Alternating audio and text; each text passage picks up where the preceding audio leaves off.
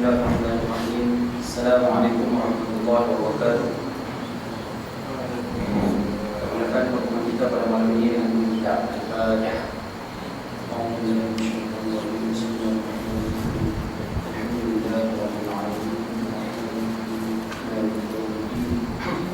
Iyyaka na'budu wa iyyaka nasta'in. Ihdinas siratal mustaqim. Siratal ladzina an'amta 'alaihim ghairil maghdubi 'alaihim waladdallin.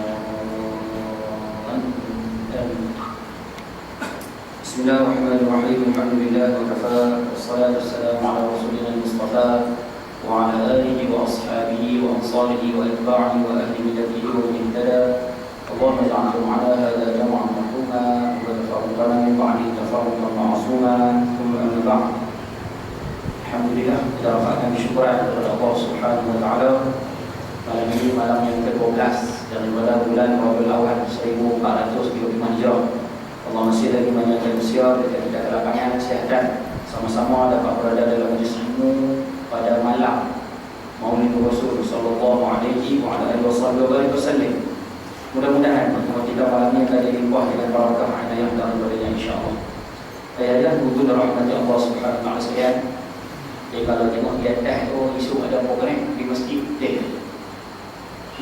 Dalam baca tadi kan tengok macam ada program isu, ada program marhaban tadi tapi tengah hari ada tinggi saya. Kan tak tahu macam mana. Nanti kalau tulis di atas tu kan. Baik. Kita minta kalau bolehlah ya sekalian yang ada lapangan satu, yang kedua yang mempunyai kewangan yang lebih. Pasal mudah ada duit sikit lah. Kita minta kalau bolehlah sumbangkan duit tersebut untuk program-program seumpama ni. Ada duit lebih sikit bagi dia. Kerana ada disebutkan dalam kitab Syed Muhammad bin Alawi Al-Maliki Al-Hasani, dia merakamkan satu kisah Nabi SAW sebut kepada para sahabat Abu Lahab sedang disiksa di dalam kubur. Nah, ada riwayat mengatakan Abu Lahab sedang disiksa di dalam kubur. Tetapi pada satu hari bila diringankan ataupun dia tu diringankan siksa tersebut. Bila sahabat bertanya hari apa, Nabi sebut hari Isnin. Hari Isnin rupanya Abu Lahab dia diringankan siksa. Hari Selasa sampai Ahad tu kena lebur. Itu sebenarnya. Hari-hari kena lebur, tapi hari Isnin ditangguhkan siksa tersebut. Bila ditanya kenapa, baginda SAW menyatakan kerana dia seronok dengan kelahiran itu. Sebab Abu Lahab manusia yang kuat lawan Nabi SAW sampai mati. Dia diringankan siksa sebab dia seronok dengan kelahiran Nabi SAW. Bila baginda SAW dilahirkan, Abu Lahab lah manusia yang paling seronok sekali sebab dapat anak nakat yang baru. Abu Lahab tu pak nakat Nabi SAW, pak saudara Nabi SAW. Bila Nabi SAW lahir, dia cukup seronok. Apa dia buat Ustaz? Yang pertama, dia merdekakan hamba dia yang bernama Suwaibah. Dia ada seorang jariah, seorang hamba perempuan namanya Suwaibah. Dia sebut kepada Suwaibah, aku merdekakan kamu. Dan Suwaibah itulah yang menjadi perempuan pertama yang menyusukan Nabi SAW selama beberapa hari itu silam. Perempuan itulah Suwaibah pula satu. Yang kedua, Abu Lahab buat kemuri 11 ekor unta, buat kemuri seluruh penduduk Mekah. Sebab apa? Seronok dapat anak-anak. Buat lain. Dengan asbab buat perkara tersebut, Allah mengingatkan siksa daripada hari ini. Kalau kata Abu Lahab yang buat lawan Nabi SAW sampai sudah tak Islam, Allah ingatkan siksa dalam kubur pada hari Isnin. Dengan sebab seronok dia bilang. Kalau kita tadi kita minta kalau boleh silam masa masih ada duit bagilah dekat mana boleh silam. Isu nak buat mineral water, buat main bilang. Ustaz, saya nak beli buat mikian saya. Belilah buat mikian lah. Sambil makan kulit ada orang makan buat mikian. Jadi boleh. Saya tak ada respon yang boleh konon buat sama-sama insya-Allah. Malam ni kita buat DIY sikit noh. Saya minta kebenaran silam sebab saya nak pergi ke surau desa Bawasan. Sungai Ramai dekat dengan bapak PSP. Lepas Isyak ada program di sana. Jadi saya tak semayang di sini, kalau saya boleh semayang di sana insya-Allah. Boleh ke dalam? InsyaAllah. Saya tak bagi dia buat. Boleh dong insya-Allah. Baik, sama-sama insya-Allah. Baik. Malam ini insya-Allah kita akan sambung balik bagian kitab kita yang sekalian, kitab Tafsir Al-Barul Asir juzuk yang ke-30.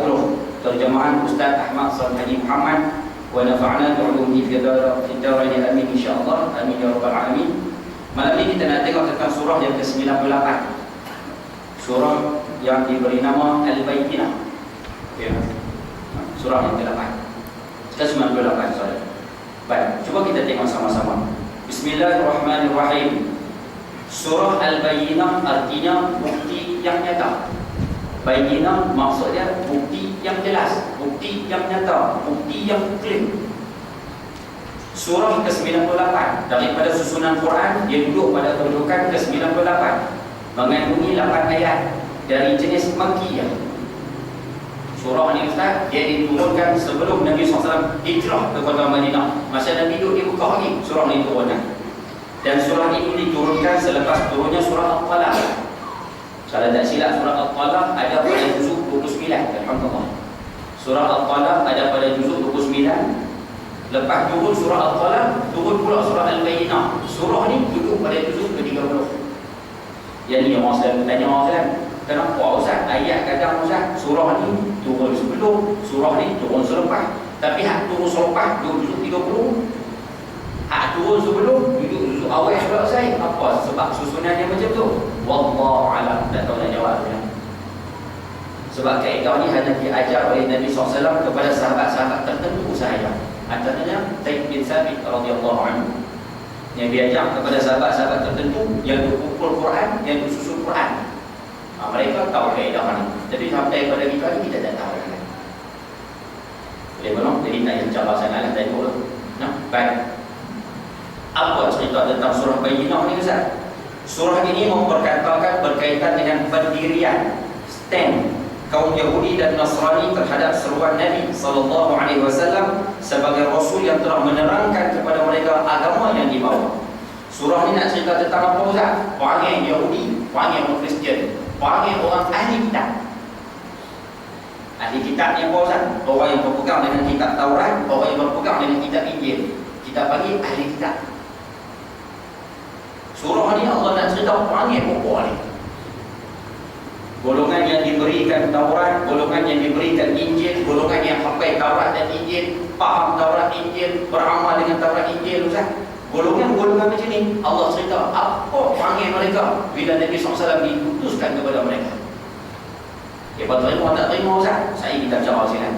Dan malam ni silat kita nak bagi clear sikit. Tajuk ni dia berkait dengan isu hadal tengah mana. Isu apa Ustaz? Ni ada baru silat sekolah kompon boleh. Ada kat flat Bogor sebelah dengan hospital. Ada golongan Kristian hantar surat kepada pengetua sekolah tersebut, Puan Azizah, minta supaya kan dekat dia punya sembol depan sekolah menengah kompon, sekolah kebangsaan kompon, atas tu ada tulisan Jawi. Dia pun minta kalau boleh buang tulisan Jawi tu. Siapa minta tulisan?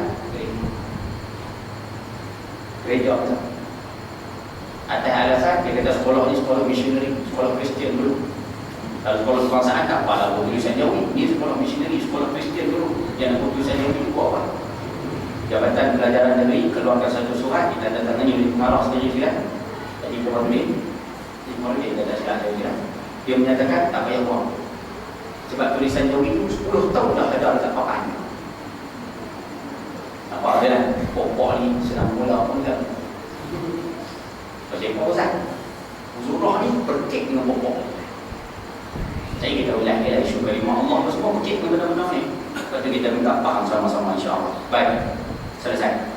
Tetapi apabila Nabi Muhammad SAW dibangkitkan, pokok Yahudi, pokok Nasrani, mereka tahu Nabi SAW ini Nabi terakhir. Mereka tahu silat, ada cerita dalam Taurat, ada cerita dalam Injil. Tetapi bila Nabi Muhammad SAW dibangkitkan, mereka membangkangnya, mereka melawan Nabi SAW. Dan menyangkal lagi berfikir, tidak mahu beriman ataupun percaya dengan Nabi SAW. Itu orang yang dikitab kan. Masa mula-mula diturunkan kitab pada mereka, mereka percaya Nabi akhir zaman namanya Muhammad. Mereka percaya Nabi akhir zaman ni dia untuk segala Nabi. Nabi akhir zaman ni semua bagi beriman kepada dia. Semua bakal percaya kan. Yahudi, Kristian semua percaya. Sebab tu Allah sebut kepada mereka golongan Islam, ya'rifunahu kama ya'rifuna abna'ahum. Pokok ni kenal Nabi SAW macam kenal anak sendiri. Ya kena enak sendiri, tahu panggil enak sendiri, tahu anak suka apa, tahu anak tak suka apa, tahu anak ni passion macam mana Ustaz, boleh cakap macam mana, tak boleh cakap macam mana. Macam itulah Yahudi Nasrani kena Nabi SAW. Tapi bila turunnya Nabi SAW, diutuskan oleh Allah menjadi Rasul, pokok ni lah yang kau bangga. Dia faham pun dia pun. Walau macam tu pun nak faham. Boleh no? InsyaAllah mudah-mudahan. Baik, cuba kita tengok apa yang Tuhan nak cerita kepada kita sekalian dalam surah Al-Bayyinah. Bismillahirrahmanirrahim. Lam yakunil ladhina kafaru min ahlil kitab wal musyrikina munfakkina hatta ta'tiyahumul bayyinah. Orang-orang kafir. Yang Allah sebut di awal ayat tersebut, orang-orang kafir daripada kalangan ahli kitab. Satu, siapa ada pen, siapa ada pensel, garis kat situ, ahli kitab. Ahli kitab ni apa? Orang yang pegang dengan Taurat, orang yang pegang dengan Injil. Yang pegang dengan Taurat, Yahudi. Yang pegang dengan Injil, Kristian. Kita terasik dia Nasrani, Kristian lah kau ni. Maknanya Allah sebut orang-orang kafir daripada kalangan orang-orang yang pegang dengan Taurat dan Injil. Dua. Dan orang-orang musyrikin. Musyrikin itu adalah musyrikin Mekah. Alhamdulillah. Tiga. Tidak akan meninggalkan pegangan hidup mereka, kata Tuhan. Nampak? Tuhan cukup clear. Mereka ni takkan tinggalkan apa yang mereka dah pegang selama ini sehingga datang kepada mereka bukti yang nyata. Oh, boleh jalan ayat. Allah sebut orang-orang kafir, tak kira lah hak Yahudi ke, hak Nasrani ke, hak orang Mekah sekalipun, mereka ni takkan ubah pegangan hidup mereka. Musyrikin Mekah sebab berhala, dia duduk pegang situ lah. Yahudi mengatakan Uzair itu anak Allah, dia duduk pegang situ lah. Kristian mengatakan Tuhan itu tiga, Trinity tak makan. Ataupun Isa itu anak Allah, mereka pegang yang tu, mereka pegang situ lah. Mereka takkan berubah sehingga turun kepada mereka bukti yang nyata. Turun bukti, Allah sebut akan ada yang berubah, akan ada yang tak mau. Baik, cuba kita tengok ayat sama-sama. Allah menyebutkan golongan ahli kitab yang telah kufur daripada kaum Yahudi dan Nasrani. Begitu pula kaum musyrikin Arab yang menyembah berhala. Tiga golongan tersebut yang ada dalam ayat ini. Mereka semuanya akan tetap berpegang dengan kekufuran mereka dan perbuatan syirik yang mereka lakukan. Mereka dipegang dengan ajaran mereka asal, tidak mahu meninggalkan kekufuran dan perbuatan syirik, menunggu sehingga mereka telah didatangi oleh bukti dan hujah yang nyata seperti yang tersebut dalam Taurat dan Injil. Pokok ni Ustaz takkan tukar agama mereka sehingga sampai pada mereka bukti yang clear. Bukti itu apa Ustaz? Nabi SAW. Ya Allah sebut clear. Pokok ni mereka takkan berubah. Amari lah ajaran apa sekalipun, mereka takkan berubah daripada pegangan hidup mereka sendiri sehingga sampai Nabi SAW kepada mereka. Boleh? Bukti itu telah dibawa oleh Nabi Muhammad SAW berupa Al-Quran, sebuah kitab yang dapat menerangkan perbuatan sesat dan syirik yang mereka lakukan semasa jahiliyah. Mereka tunggu bukti itu, tunggu apa Ustaz? Tunggu Quran yang diterangkan oleh pengawal kitab ini. Mereka tunggu Quran. Baik, kenapa Allah gelarkan pokok Yahudi, pokok Nasrani, golongan ahli musyrikin Mekah ni sebagai orang kafir Ustaz? Cuba kita tengok sekali. Ada pun sebabnya orang Yahudi dikatakan kafir. Sebab apa Allah sebut orang kafir daripada kalangan Yahudi? Kerana mereka telah membuat pembaharuan dalam agama mereka. Bila kitab Taurat diturunkan kepada Nabi Musa, orang-orang yang hidup zaman Nabi Musa ikut ajaran Nabi Musa. Bila Nabi Musa AS wafat, golongan yang faham tentang kitab Taurat ni, ada yang berpegang betul-betul dengan kitab Taurat. Tapi ada 2-3 buku ni sudah tak jenis lari daripada ajaran Nabi Musa. Mereka ambil kitab Taurat, mereka ubah ayat-ayat dalam kitab Taurat tersebut. Asalnya Allah mengatakan tidak ada Tuhan melainkan Allah. Dia kata ada Tuhan, ada anak, nama Uzair. Pokok akan Quran bila diubah ni. Orang-orang hak bawah tak tahu apa Ustaz, mereka tidak tahu asal usul dia lah. Tapi itu telah pelan-pelan. Kalau dia rasa payah nak faham ayat tu Ustaz, jadi lah. Kita duduk ngaji kitab ni je lah. Duduk ngaji kitab ni.